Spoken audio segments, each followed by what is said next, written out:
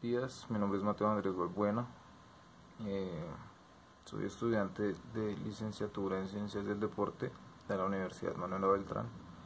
Este video es para la asignatura de Historia del Deporte. Actividad 1, módulo 1, sobre aproximación a la investigación historiográfica del deporte en Colombia. El eje temático que yo escogí es la relación entre el deporte y la formación militar.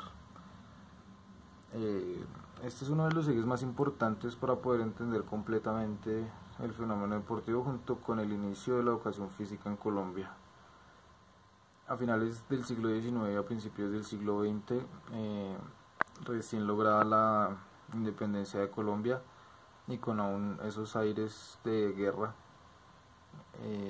se ve la necesidad de, en las escuelas de formación, implementar un entrenamiento premilitar o un entrenamiento cuasi militar, el cual iba enfocado a entrenar a los jóvenes para futuros combates, para que ellos estuvieran preparados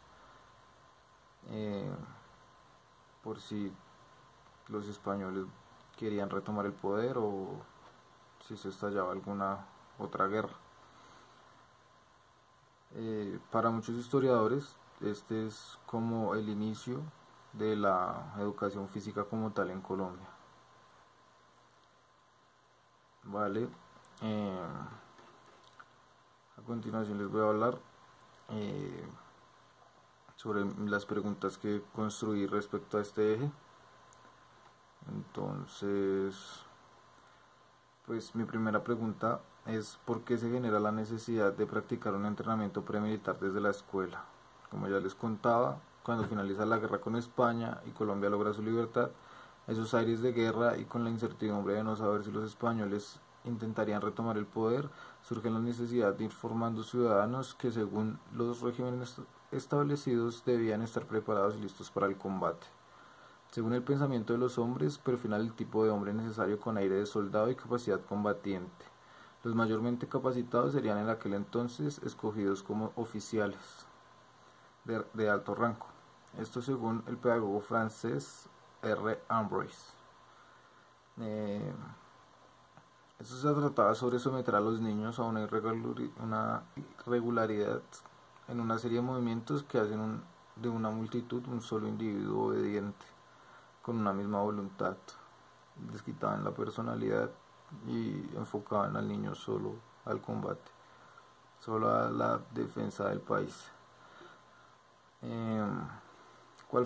Mi segunda pregunta es ¿cuál fue el primer modelo para enseñar la educación física en Colombia? Como ya les comentaba, fue el modelo cuasi militar o entrenamiento premilitar en las escuelas de formación, en la cual ponían al alumno a una serie de movimientos cíclicos y repetitivos en los cuales la idea era formar hombres fuertes, resistentes, preparados para el combate con un mismo ideal de defender su nación.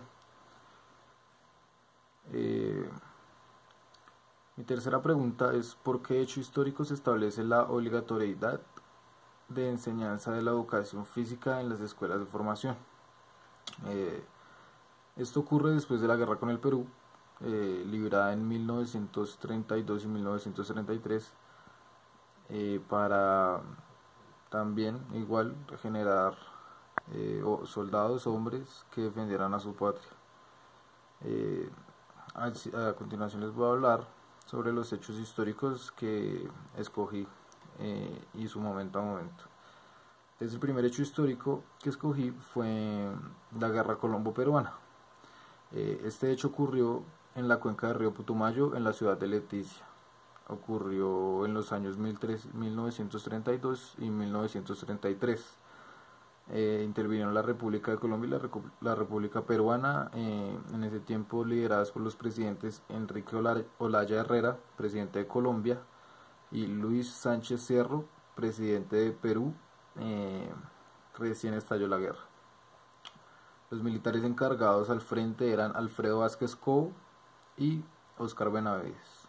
¿Qué ocurrió? Fue una guerra limítrofe entre las naciones de Colombia y Perú por la apropiación de Leticia. ¿Por qué ocurrió? como les comentaba, por el dominio de Leticia, pero entonces en la ciudad de Leticia vivían muchos ciudadanos antes de que por el acuerdo de Solomón Lozano, fuera entregado a Colombia. Esto ocasionó que los peruanos entraran en revuelta y ocasionó la guerra. Las consecuencias de esto en el fenómeno deportivo fue la necesidad de Colombia en esos momentos de aires de guerra, tener hombres fuertes y preparados para defender a su nación. Entonces, lo que les comentaba del entrenamiento premilitar. Mi segundo hecho, y tal vez el más importante, es la Ley 80 de 1925, donde ocurrió, fue expedida en Bogotá en noviembre 18 de 1925 por el presidente del Senado Gómez Recuero, presidente de la Cámara de Representantes Enrique Arrazola, secretario del Senado Horacio Valencia, secretario de la Cámara de Representantes Fernando Briceño.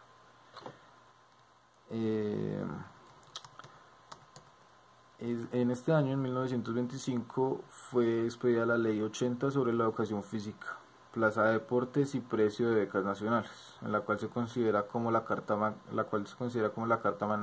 magna de la educación física, la cual nos certifica a nosotros como profesionales.